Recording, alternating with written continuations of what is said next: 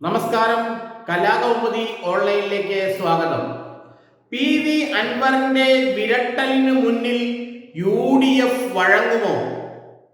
നിലമ്പൂർ ഉപതെരഞ്ഞെടുപ്പ് പ്രഖ്യാപിക്കുന്നതിന് മുമ്പ് തന്നെ UDFൽ എടുക്കണമെന്ന അന്ത്യശാസനവുമായി പി വി അൻവർ രംഗത്ത് വന്നിരിക്കുകയാണ്.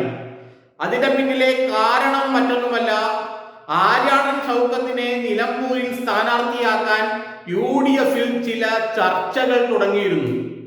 VS ജോയി DCC പ്രസിഡന്റായ VS ജോയിയെ നിലമ്പൂരിൽ UDF സ്ഥാനാർത്ഥിയാക്കിയാൽ തന്റെ പിന്തുണയോടെ വിജയം ഉറപ്പെന്നാണ് പി വി അൻവർ അവകാശപ്പെട്ടിരുന്നത്. അതുകൊണ്ട് തന്നെ VS ജോയിയെ സ്ഥാനാർത്ഥിയാക്കാനുള്ള നീക്കങ്ങളുമായി കോൺഗ്രസ് മുന്നോട്ട് പോവുകയും ചെയ്തു. അപ്പോഴാണ് ഇടുക്കി പോലെ കോൺഗ്രസ് ഹൈക്കമാൻഡിന്റെ സർവേ വരുന്നത്. ആ സർവേയിൽ ആര്യാടൻ ഷൗക്കത്തിന് അല്പം മുൻതൂക്കമുണ്ടായി. VS ജോയി മാത്രമല്ല, ആര്യാടൻ ഷൗക്കത്ത് നിന്നാലും നിലമ്പൂരിൽ പുഷ്പം പോലെ ജയിക്കുമെന്ന റിപ്പോർട്ട് AICCക്ക് കിട്ടി. അങ്ങനെ വരുമ്പോൾ സീനിയറായ ആര്യാടൻ ഷൗക്കത്തിനെ, ആര്യാടൻ മുഹമ്മദിന്റെ മകനെ തന്നെയല്ലേ അവിടെ പരിഗണിക്കേണ്ടതെന്ന ചോദ്യം ഉയർന്നു. അങ്ങനെ UDFൽ ആര്യാടൻ ഷൗക്കത്തിന്റെ പേര് വീണ്ടും ചർച്ചയായി. ഇതോടെ ഷൗക്കത്തിന്റെ ബദ്ധശത്രുവായ പി വി അൻവർ പൊട്ടിത്തെറിച്ചു. ഷൗക്കത്തിനെ ഒരു കാരണവശാലും അവിടെ സ്ഥാനാർത്ഥിയാക്കാൻ സമ്മതിക്കില്ലെന്നുള്ള രീതിയിലാണ് പി വി അൻവർ നീങ്ങിയത്.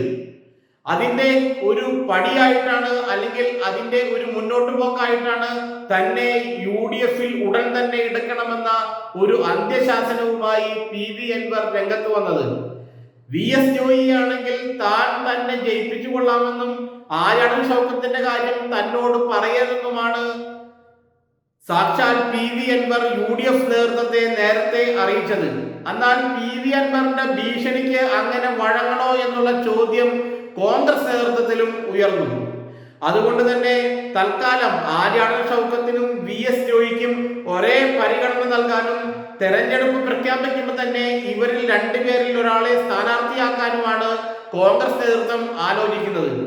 എന്നാൽ ആര്യാടൻ ഷൗക്കത്തിനും VS ജോയിക്കും രണ്ടുപേർക്കും സാധ്യതയുണ്ടെന്ന് കണ്ടപ്പോഴാണ് പി വി അൻവർ കാലുമാറ്റിയത്, വകുപ്പ് മാറ്റിയത്. പട്ടാമ്പി സീറ്റ് തനിക്ക് UDF നൽകുമെന്നും വരുന്ന നിയമസഭാ തെരഞ്ഞെടുപ്പിൽ പട്ടാമ്പിയിൽ നിന്ന് താൻ ജയിച്ചു കൊള്ളാമെന്നുമൊക്കെയാണ് പി വി അൻവർ ആഗ്രഹിക്കുന്നത്. എന്നാൽ നിലമ്പൂരിൽ ആര്യാടൻ ഷൗക്കത്ത് വരിക എന്ന് പറഞ്ഞാൽ പി വി അൻവറിന്റെ പിടി നിലമ്പൂരിൽ ഇല്ലാതാവുക എന്നാണ്.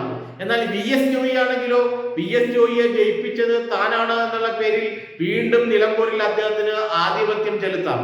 കോൺഗ്രസിലെ ഒരു വിഭാഗം നേതാക്കൾ പി വി അൻവറിന്റെ ഈ നടപടിയോട് വലിയ എതിർപ്പാണുള്ളത്. കാരണം അൻവറിന്റെ കയ്യിലേക്ക് അങ്ങനെ നിലമ്പൂരിനെ വിട്ടുകൊടുക്കേണ്ട ആവശ്യമൊന്നുമില്ലെന്നും നിലമ്പൂർ സീറ്റ് കോൺഗ്രസിന്റെ ഉറച്ച സീറ്റാണെന്നും അവിടെ ആര് സ്ഥാനാർത്ഥിയാകണമെന്ന് കോൺഗ്രസ് നേതാക്കളാണ്, കോൺഗ്രസ് നേതൃത്വമാണ് തീരുമാനിക്കേണ്ടതുമാണ് വലിയൊരു വിഭാഗം കോൺഗ്രസ് നേതാക്കൾ കരുതുന്നത്. അതുകൊണ്ട് തന്നെയാണ് അവർ ആര്യാടൻ ഷൗക്കത്തിന്റെ പേര് നിരന്തരം മുന്നോട്ട് വയ്ക്കുന്നത്. എന്നാൽ VS ജോയിയും ആര്യാടൻ ഷൗക്കത്തും രണ്ടും വിജയസാധ്യതയുള്ള സ്ഥാനാർത്ഥികളാണ്. രണ്ടുപേര് നിന്നാലും അവിടെ UDF കോൺഗ്രസ് വിജയിക്കും. ഇത് മുസ്ലിം ലീഗിന് നന്നായി അറിയാം. അതുകൊണ്ടാണ് മുസ്ലിം ലീഗ് തൽക്കാലം ഇക്കാര്യത്തിൽ ഇടപെടാത്തത്. ആര്യാടൻ ഷൗക്കത്തായാലും VS ജോയി ആയാലും ആരായാലും അത് കോൺഗ്രസ് ആണ് തീരുമാനിക്കേണ്ടതെന്നും ലീഗിന് അതിന് കാര്യമില്ലെന്നുള്ള നിലപാടിലാണ് മുസ്ലിം ലീഗ്. ഏതായാലും പി വി അൻവർ അല്പം ഇടഞ്ഞു നിൽക്കുകയാണ്. VS ജോയി അല്ല എങ്കിൽ താൻ പ്രചരണ രംഗത്തുണ്ടാകില്ലെന്നും ഷൗക്കത്തിനെ സഹായിക്കാൻ പരസ്യമായി ഇറങ്ങില്ലെന്നുമുള്ള സൂചനയാണ് ഇപ്പോൾ പി വി അൻവർ കോൺഗ്രസ് നേതൃത്വത്തിന് നൽകുന്നത്. അതിന്റെ മുന്നോടിയായിട്ടാണ് ഇന്ന് ഇത്തരത്തിൽ ഉള്ള ഒരു നാടകം പി വി അൻവർ കളിച്ചതെന്ന് പറയുന്നു. തന്നെ നിലമ്പൂർ ഉപതെരഞ്ഞെടുപ്പിന് മുമ്പ് തന്നെ UDFലെ ഘടകകക്ഷിയാക്കണമെന്നാണ് അദ്ദേഹം പറയുന്നത്. കാരണം അദ്ദേഹം ഇപ്പോൾ തൃണമൂൽ കോൺഗ്രസിന്റെ നേതാവാണ്. തൃണമൂൽ കോൺഗ്രസ് കേരളത്തിന് വെളിയിലും സാന്നിധ്യമുള്ള ഒരു ദേശീയ രാഷ്ട്രീയ കക്ഷിയാണ്. അപ്പൊ തൃണമൂൽ കോൺഗ്രസിനെ കേരളത്തിലെ UDFലേക്ക് എടുക്കണമെങ്കിൽ കോൺഗ്രസ് ഹൈക്കമാൻഡിന്റെ അടക്കം അനുമതി വേണം. അതൊന്നും അത്ര പെട്ടെന്ന് നടക്കുന്ന കാര്യമല്ലെന്ന് പി വി അൻവറിന് നന്നായി അറിയാം. അപ്പോൾ സമ്മർദ്ദം ഏൽപ്പിച്ചുകൊണ്ട് ആര്യാടൻ ഷൗക്കത്തിന് പകരം VS ജോയിയെ നിലമ്പൂരിൽ കൊണ്ടുവരാനുള്ള തന്ത്രമാണ് പി വി അൻവർ എടുക്കുന്നതെന്നും അല്ലെങ്കിൽ കൈക്കൊള്ളുന്നതെന്നും അതിന് മുന്നിൽ അങ്ങനെ അങ്ങ് വഴങ്ങി കൊടുക്കണ്ട എന്നുമാണ് ഭൂരിഭാഗം കോൺഗ്രസ് നേതാക്കളുടെയും അഭിപ്രായം.